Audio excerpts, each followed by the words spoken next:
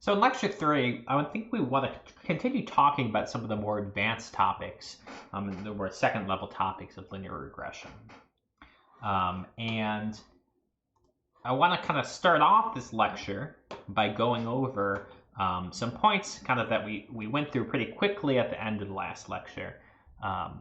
So linear regression, of course, makes this assumption that the variable I want to predict y is linear in the x's, and the way we encode that is with this formula. It's beta naught plus the sum of some beta j times xj, and so here it's linear, and what we actually get when we fit a model, what we actually have is we have, of course, our training data, right? So we have our y-ends and our associated x-ends, right? So this is our training data. And I had said that you can encode what you want to do here in some really clever ways. So actually, we have this training data, and to get these betas, right? So basically, the goal of regression is we want to estimate these betas, right?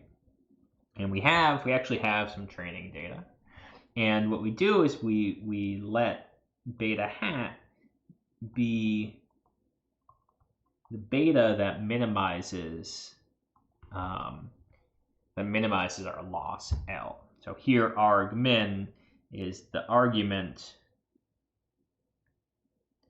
that minimizes ...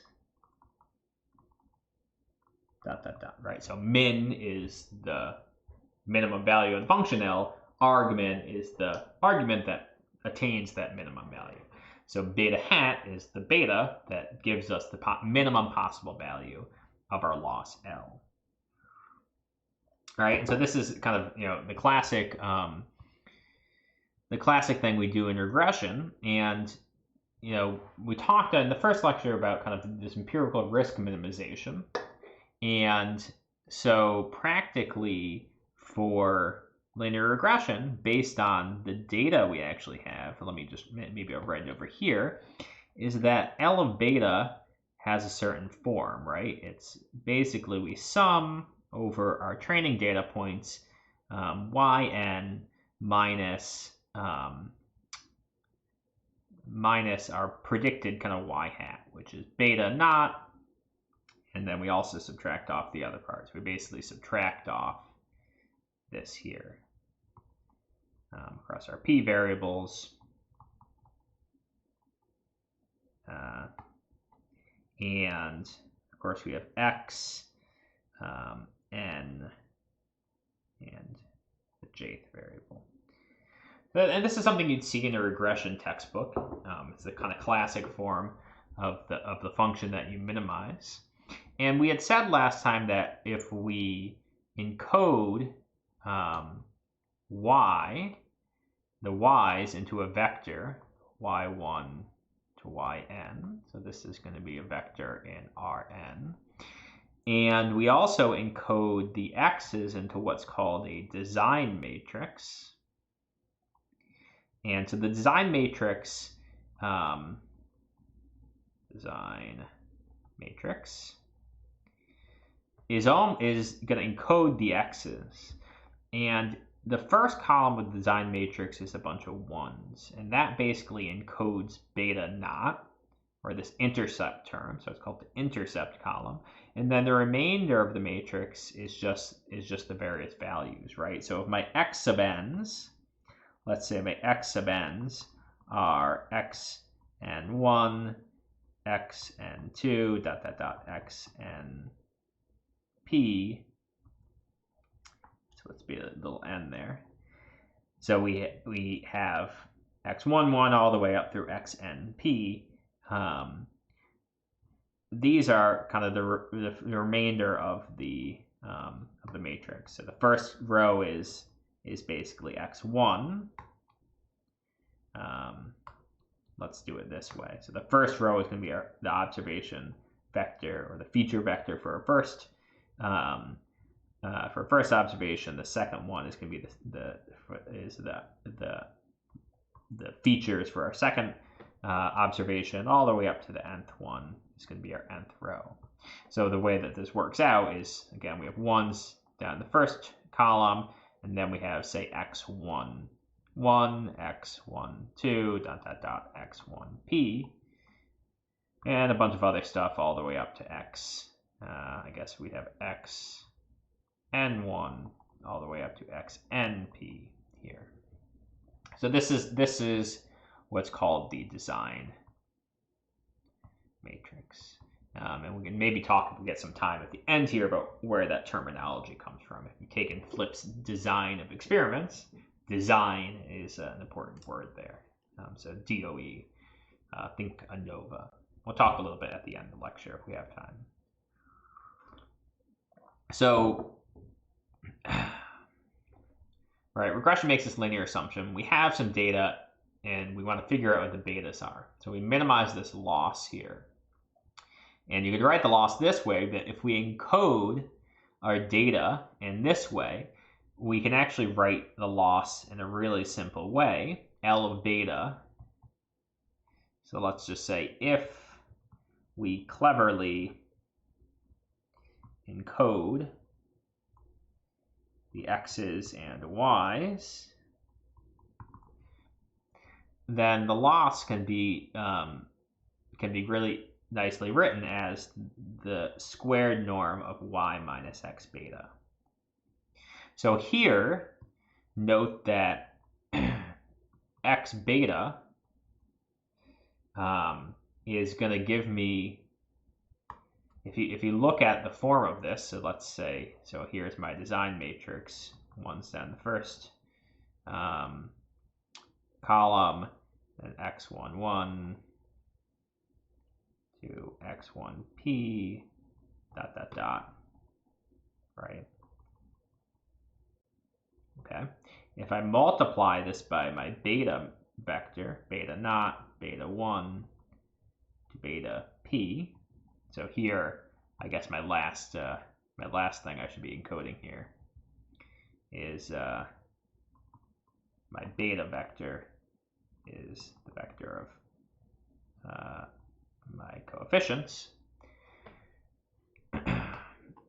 If I look at x times beta, what does this give me? Well, the first is going to give me a vector, of course, because x is n by p plus 1, and beta is p plus 1. It's supposed to be read n times p plus 1. So this should be a p plus 1 vector, right? And it's going to give me a beta naught, and then it's going to give me a beta 1 x1 plus beta 2 x12, beta 3 x23. So it's going to give me the sum of beta j times x1j. In the second row, the first thing will be beta naught times the row 1 in the second one, and then we'll similarly get a sum over my j's of beta j x2j, etc. And the last one will be beta j x nj. And so these are basically the predicted values for, this is, if I replace beta with beta hat, this would be, y1 hat, y2 hat, etc. But you would notice that, so this term linear model, and we saw this with the LM function in R, it comes from this, it's basically a linear operation. You're multiplying x times beta, and that encodes this. So the reason we have this one column here is because it's encoding that intercept term there. And so you could simply write, so that's kind of where this thing comes from. You could simply write that the model, the linear model is basically y is x beta, that this is basically a linear model. And basically any model that adheres to this form, y is x beta, and is linear in the betas, let's say linear in betas, we call a linear model. And regression is kind of basically another name for a linear model. So the kind of more graduate level stats courses would just call this a linear model, and it's linear because it's linear in the betas.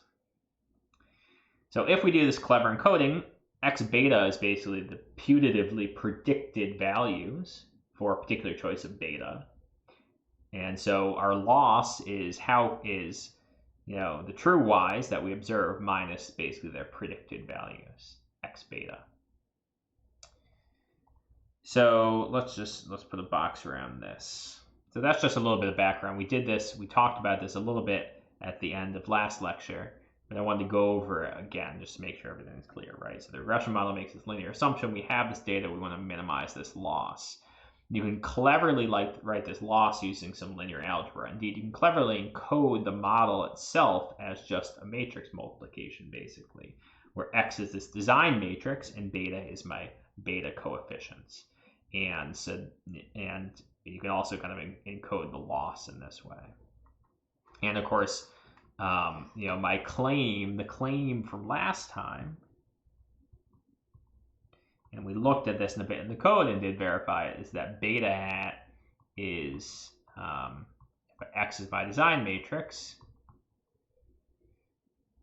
beta hat is x transpose x inverse x transpose y, and y hat, which is my predicted y's, according to my model, is x beta hat, which is x times x transpose x inverse x transpose y.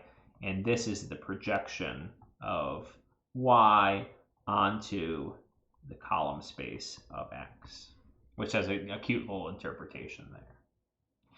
So, as I said, basically anything that you can write as a matrix multiplication of x times some coefficients, beta, statisticians would consider a linear model, consider regression.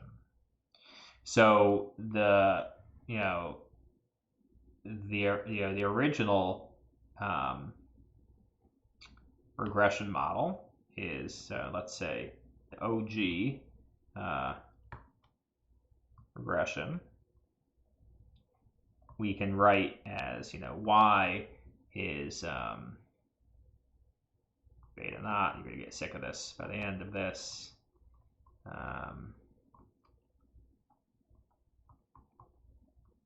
Something like that. And we said that if you code things as a design matrix x and vector beta, you can write this as x beta, and it's a linear model, it's a regression model, because it's linear in beta. So here's another question. Is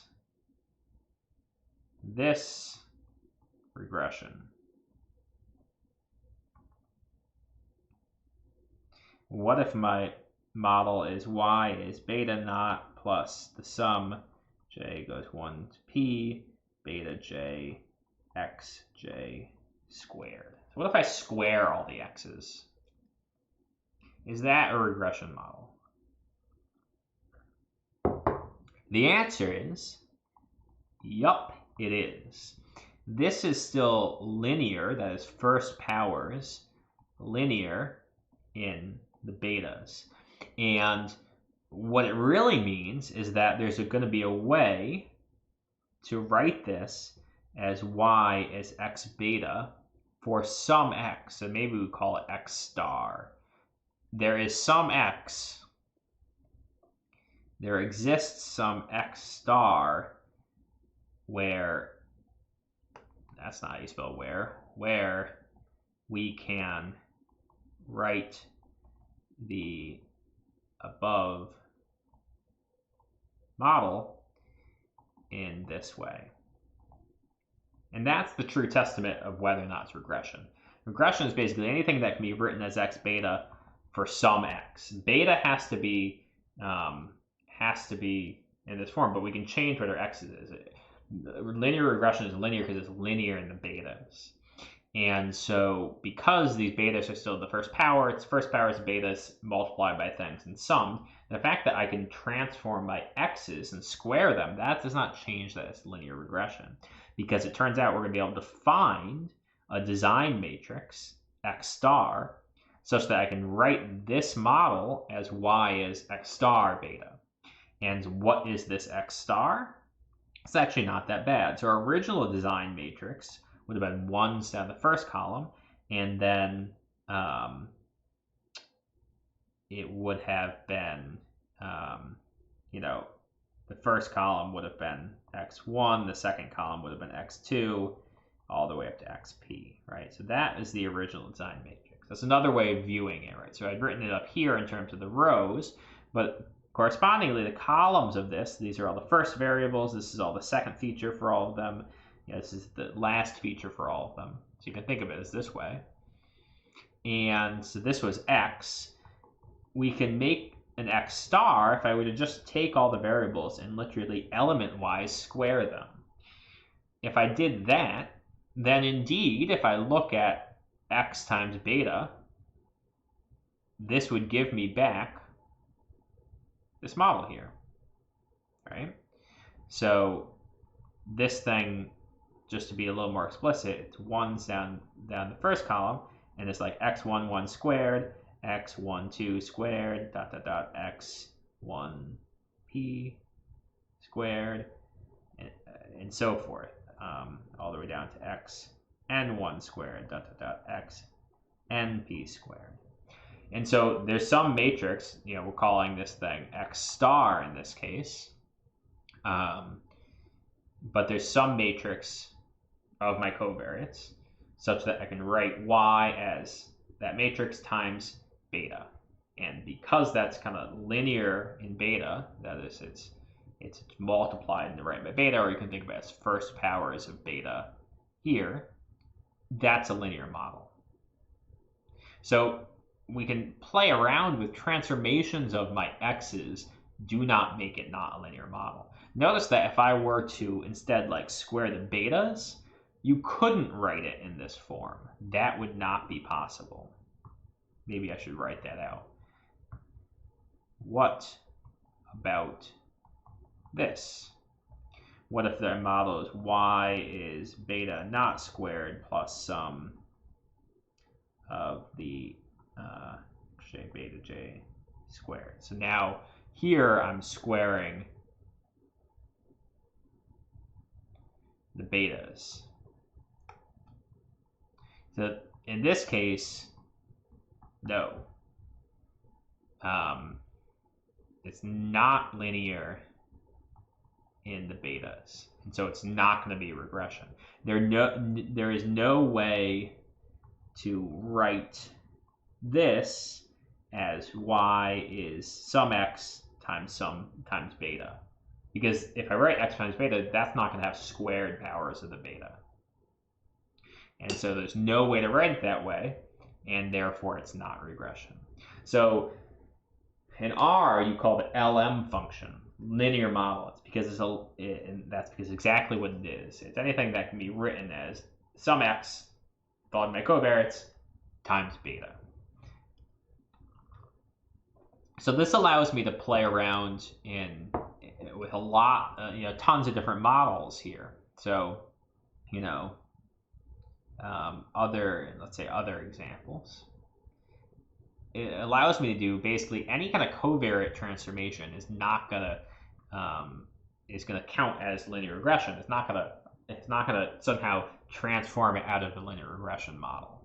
And so regression models are not only just linear in the original set of covariates, but it's linear in any transformation of these covariates. If I wanted to write the model, let's say y is, beta naught plus beta 1 times x1 squared plus beta 2 times log of x2 plus beta 3 times x3 to the 5th power. This is regression.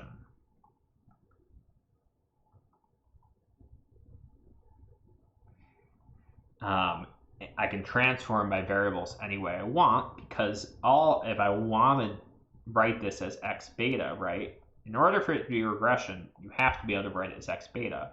So what's my x in this case? What's my, quote, design matrix? Well, it's going to have ones in the first column. That will encode my beta naught. And then the second column will basically be all of the x1s squared. My third column, I'm just going to take log of the x2s. And my fourth column is I'm going to take the x3 values and I'm going to raise them all to the fifth power. And so this is going to be my new design matrix. So the reason that x is not called the covariate matrix is because it's not just the covariates. It's whatever design you make for it. If this is the model you want to fit here, you take, first of all, it includes one, which aren't covariate, and it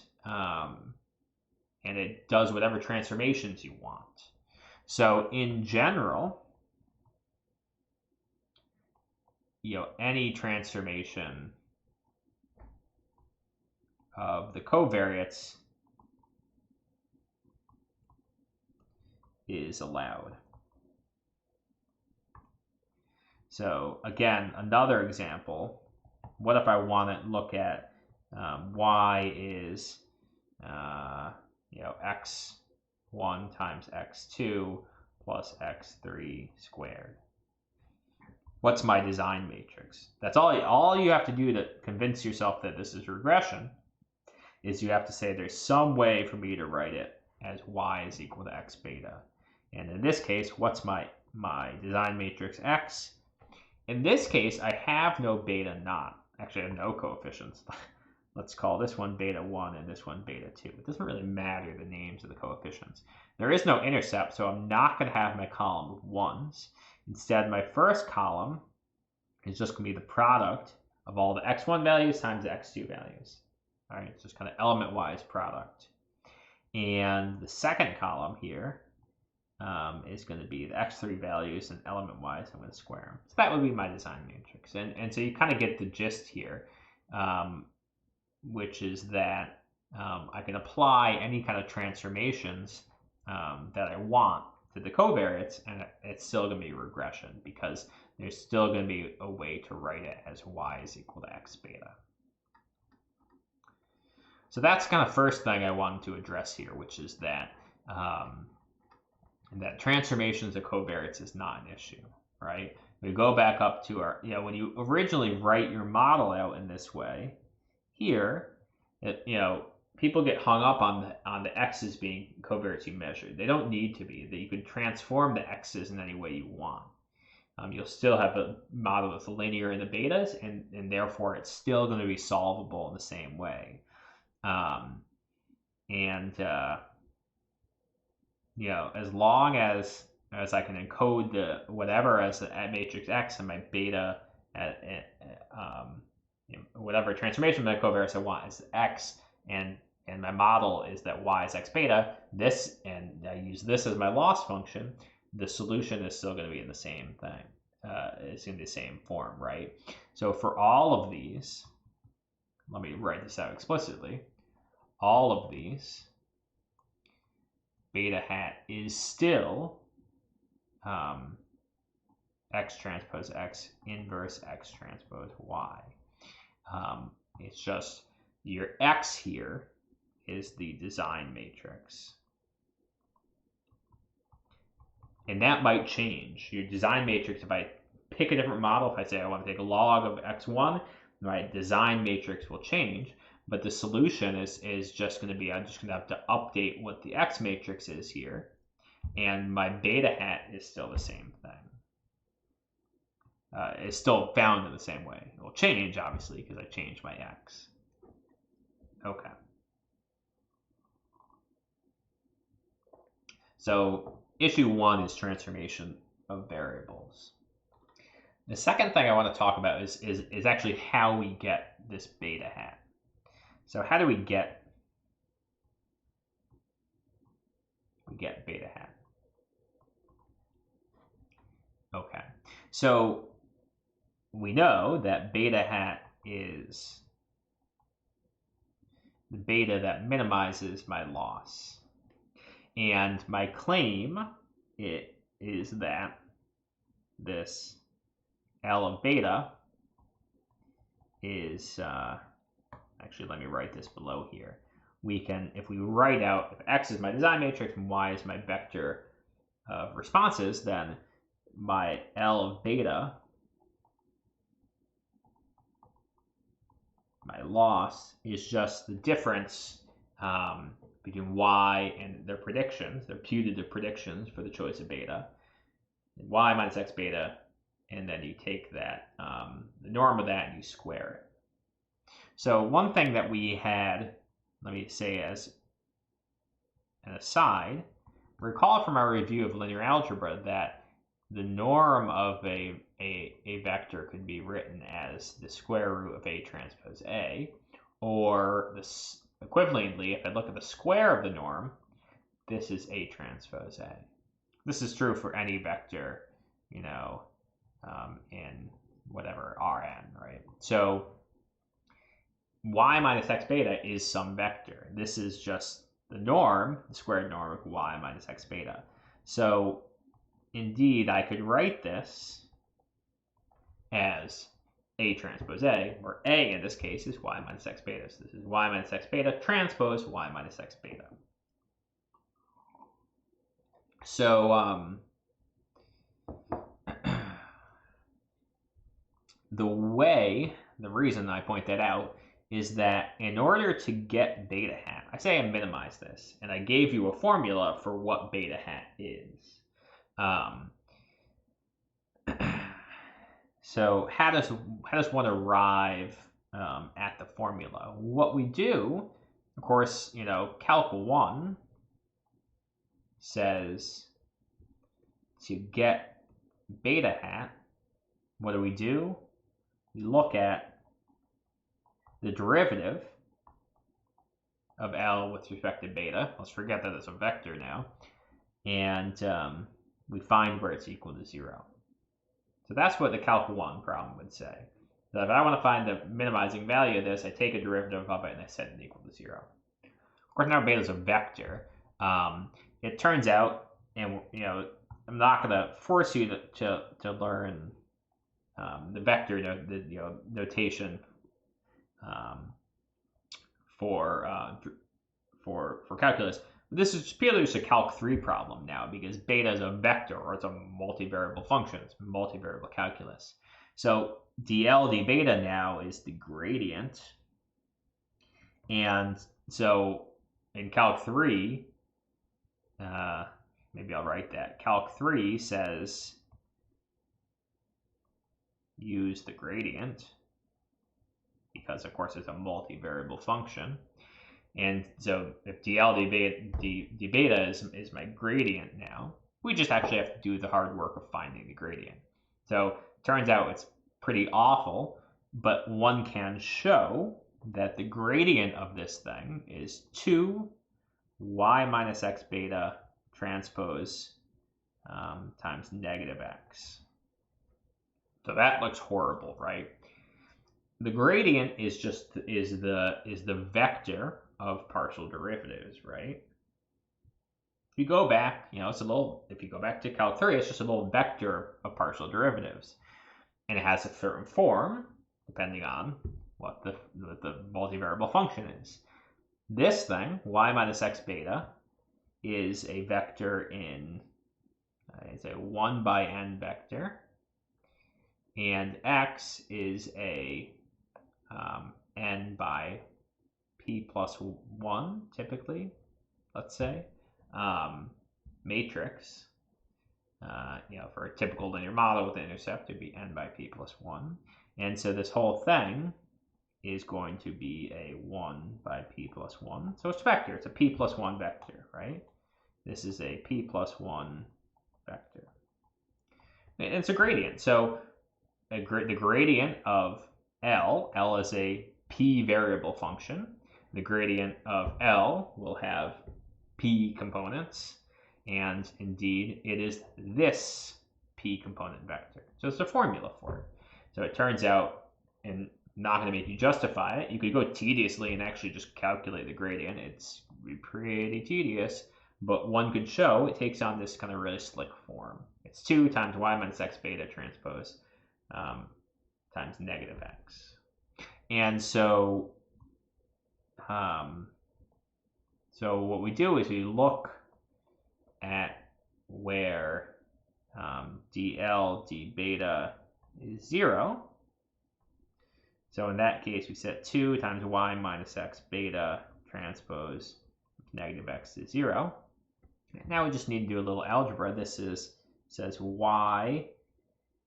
We can forget about the 2 and the negative, right? Because those aren't going to matter. We can multiply by -1 and divide by 2. The 0 is not going to change. And we can push this x through. This is y times y transpose x. Is that right?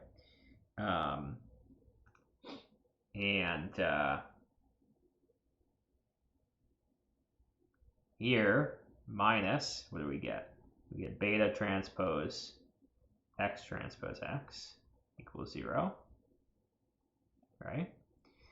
And maybe I want to transpose the whole thing, right? So the other way you could transpose the whole thing, this would be x transpose y minus, oh, let's just move it to the other side, is equal to x transpose x beta. So just as, a recap what we're doing here, right? In regression, we want to minimize this loss function. My claim is I can write it in this slick form here. And it turns out you can write it like this, and that actually makes finding this derivative pretty straightforward. So this is the gradient here. We want to set the gradient equal to 0. If we set the gradient equal to 0, we get what are called the normal equations. You may have heard this in like an AP stats course. This set of equations, x transpose y is x transpose beta, so-called normal equations.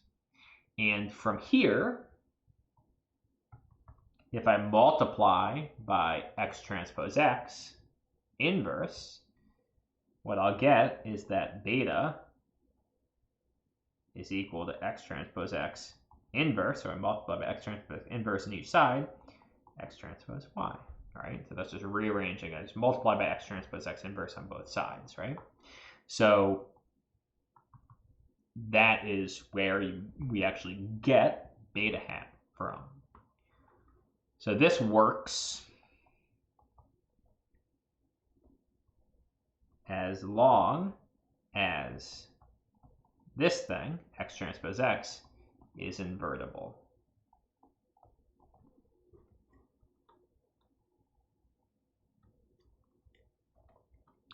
And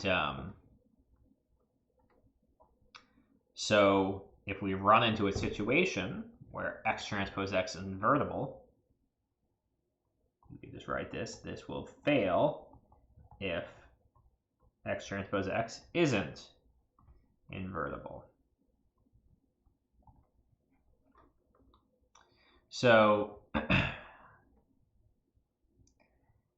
when can that happen?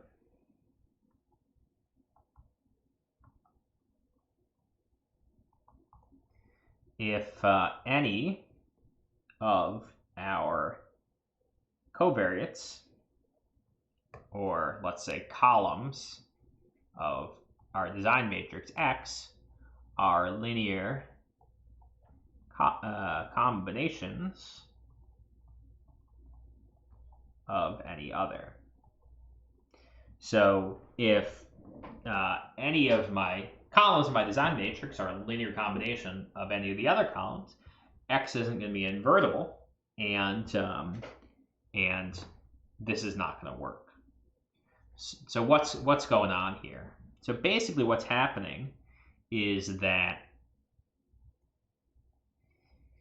in the nice case, so here is kind of L of beta, and here is beta. We're pretend it's like a one. There's, it's not a vector, but it's one. It's a univariate function, right? In the nice case, our our L of beta here will look kind of like that, right? And beta hat is going to be the kind of corresponding value that attains the minimum of L of beta. Right? You can choose other values, but the one that minimizes this loss is beta hat right here. And so in the nice case, everything looks like this. So this is if X transpose X is invertible. If X transpose X isn't invertible, what's going to happen is that basically, if we look at, and this is obviously a one-dimensional picture of a multivariable function, basically you're going to end up with a flat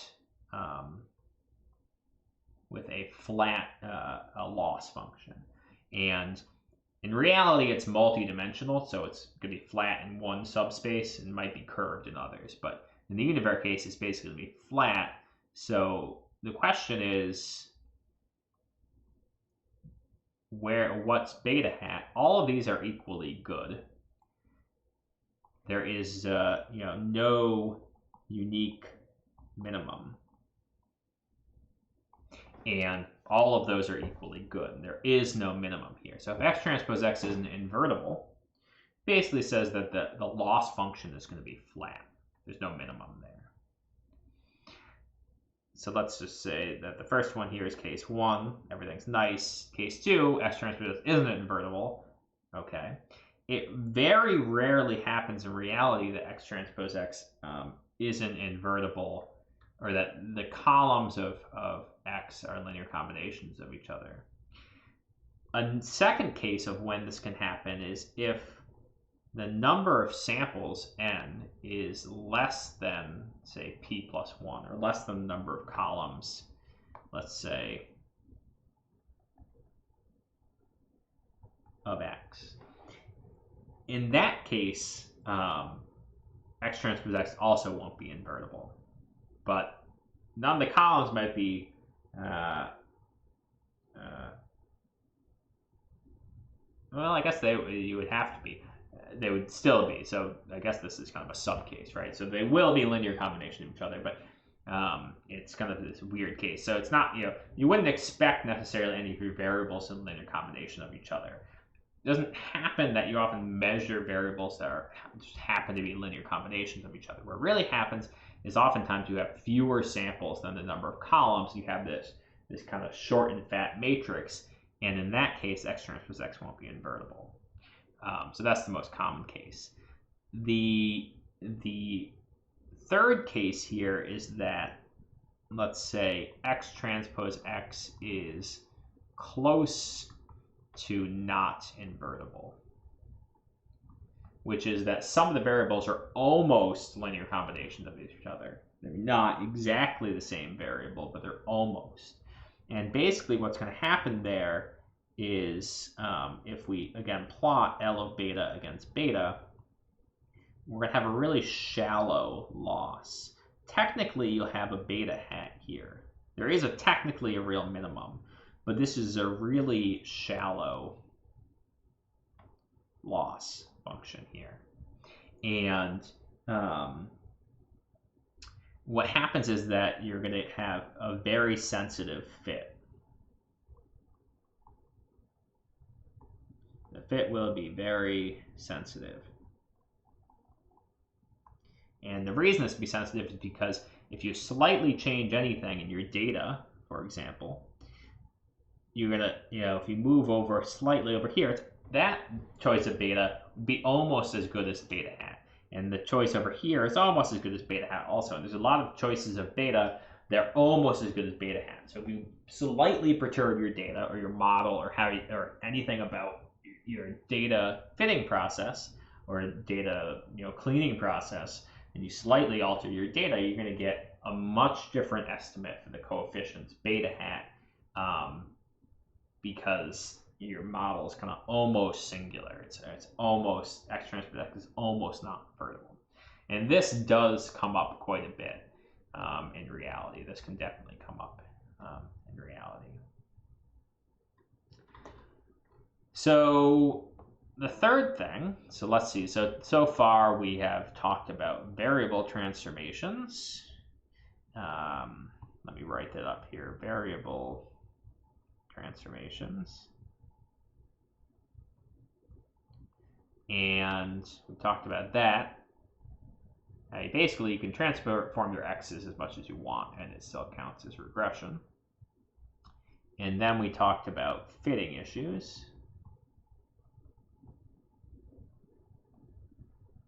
which is that basically, if either you have x is not invertible, which typically comes about if you have fewer samples than or x transpose x is not invertible if you have fewer samples than the number of variables you have, or if you have something that's close to not invertible, which can actually happen with real data. In that case, then you're going to have potentially a really sensitive fit. Okay. So the last thing I think we want to talk about for today's lecture is categorical variables.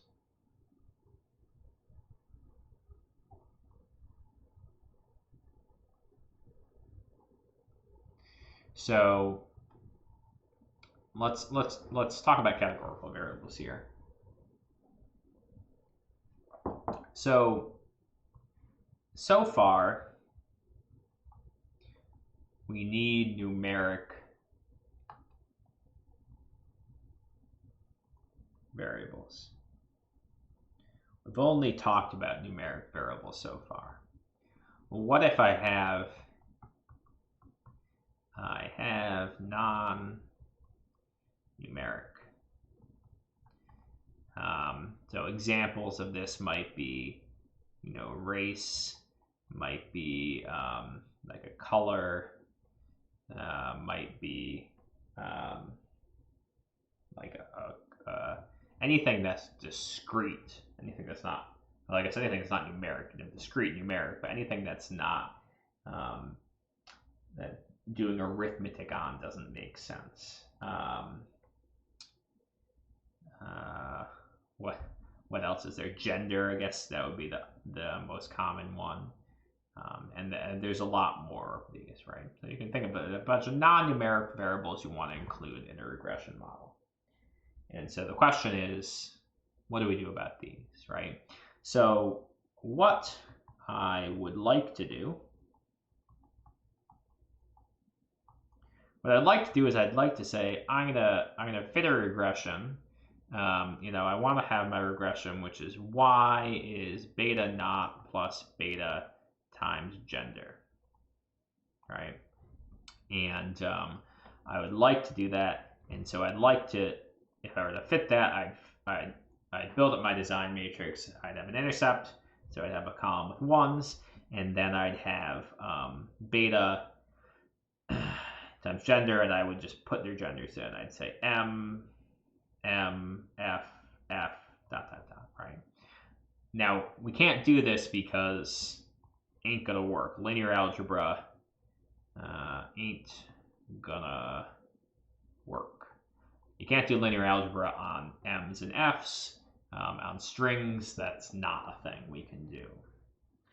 So what we could do instead is we can use what's called a dummy variable. And for the simple case of binary gender, we could use a dummy variable, and we could just basically encode, say, M's, the men as 0, and the women as 1s. So in this case, X would, our design matrix would be 1s down in the first column, and then it would be 0, 0, 1, 1, right? So basically, this would be corresponding to the model where y is equal to beta naught if gender equals M, and beta naught plus beta 1 if gender equals F, right? And that would So I guess we call this beta 1, right? If that's the model we want, if I do a dummy variable encoding in this way with 0 as male and 1 as female, then if I replace gender with 0 and 1, when that's 0, I would just get beta naught. So when gender is M, I have a 0, and I just get beta naught in this equation. If gender is F, I have a 1, and I get beta naught plus beta 1. So that so this is important when you encode, for example. I can use a dummy variable. I can just do a simple encoding of 0 and 1, encode my gender, and I can do now linear algebra on this. I can form X transpose X inverse, etc. That's all good, but when you interpret your coefficients, you need to understand that beta 1 is going to be the difference between the genders, basically. It is going from male to female. So it's how much, if beta 1 is 5, then female are 5 higher than men. Okay. So that's a dummy variable for 1 for binary. So in that case, that's a case where we have two options, male, female. More generally, we can encode multi-level categorical random variables. Wow. Multi-level categorical variables. Teaching too much 452. More generally, we can encode multi-level categorical variables using dummy variables. And the way that we do this is if I have a k-level factor or categorical variable, I use k-1 dummy variables. We can look at an example. This will make more sense. So example, maybe my data has a bunch of stuff in it, and then it has a column, and the column is my Hogwarts house. And so maybe it's Hufflepuff, Ravenclaw, pretend like I don't know these, Slytherin, Gryffindor, for example. Maybe that's my data. And so now, how do I encode these? I can basically similarly encode these as a series of binary, basically using kind of binary variables. So here I have, what do I have? I have a 4-level factor. And so I'm going to use 3 dummy variables. And so when you encode it this way, so this is what I mean by saying I have a k-level factor. I'm going to use k-1 dummy variables. I pick a base level, and in this case, I'm going to say choose. Let me write this here. Use dummy variables using. What do we want as our base level? Gryffindor as a base level.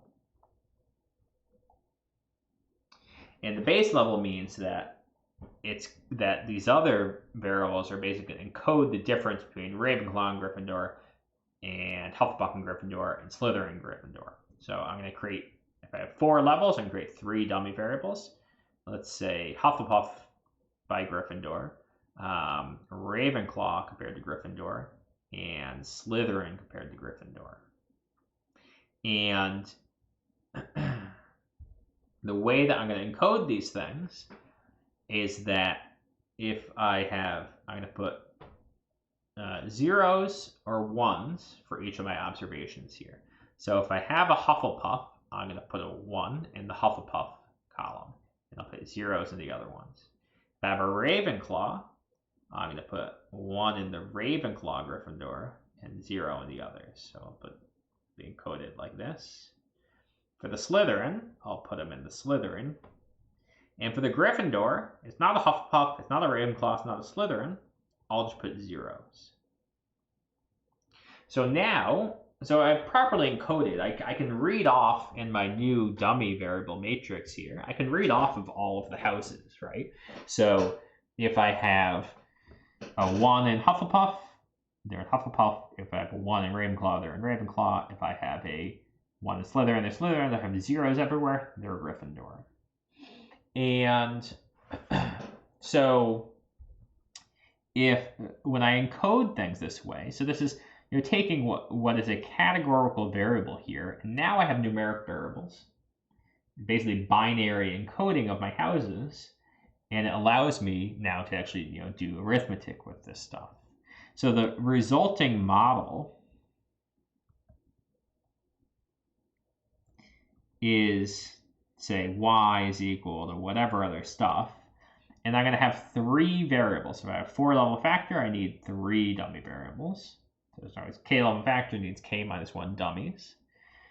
And I'll have a beta, let's say 1, associated with Hufflepuff Gryffindor, a beta 2 associated with the binary variable, what do we call it, Ravenclaw Gryffindor, a binary 3 associated with Slytherin Gryffindor. And each of these, Hufflepuff Gryffindor, Ravenclaw Gryffindor, Slytherin Gryffindor, these are all binary, 0, 1 variables. And so if, I go through and I look at my first row, for example, that is going to put a 1 in the Hufflepuff Gryffindor and zeros here.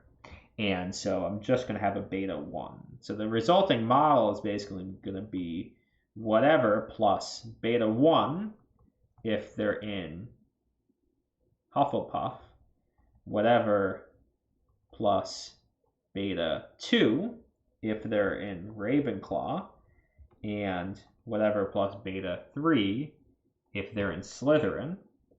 So typically in these models you have, like, let's say a beta naught here, right? And maybe you have other stuff, but we can forget about it for now. You'll have a beta naught. And the last case is if they're actually in Gryffindor, you're just going to have beta naught. So when I said that I'm encoding this using Gryffindor as a base level, that's because the beta naught coefficient encodes information about Gryffindor.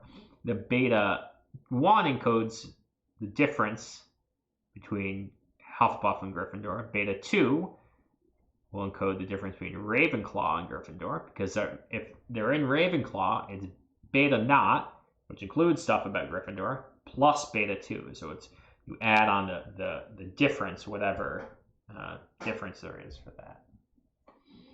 So so that's how you encode categorical variables in regressions. And so that is, so literally what's happening when you put a categorical variable into regression in R, it's literally doing a dummy encoding like this, and then forming X transpose X inverse, X transpose Y, and that's your beta naught. And so it's no more complicated than that. We often think of the design matrix, the X matrix. When we talked about, way back at the beginning, we talked about how, my design matrix has these variables. Maybe you can think about as the columns, for instance, here, how the columns are our measured variables. that's one way of thinking about it. If often if you're doing some studies, you actually get to design the values in your matrix. So maybe I choose, 2 people from Ravenclaw, 1 from Slytherin, 2 from Gryffindor, 1 from Hufflepuff. That might be up to the choice of me as the experiment designer. And I actually choose, by choosing who's in my study, I choose, the values of this matrix. And so the values of the matrix are encoded by the design of my experiment. And furthermore, the design of the transformations I might apply to my variables. So that's where this term design matrix comes from, and it comes from really like ANOVA, where I have groups. I'm looking at group differences. Well, groups are encoded with binary variables, and so those are encoded as zeros and ones. Or groups can be encoded, I guess, not necessarily as binary, but they can be encoded as as factors, as categorical variables, and so they get encoded with these dummy variables. So if you take it like a design of experiments class, like with Flip, you'll see these all of these matrices, zeros and ones all over the place, and all these fancy design matrices. So that's kind of where the terminology comes from. Okay, a little bit of history lesson there, but I think that's probably a good place to stop for now.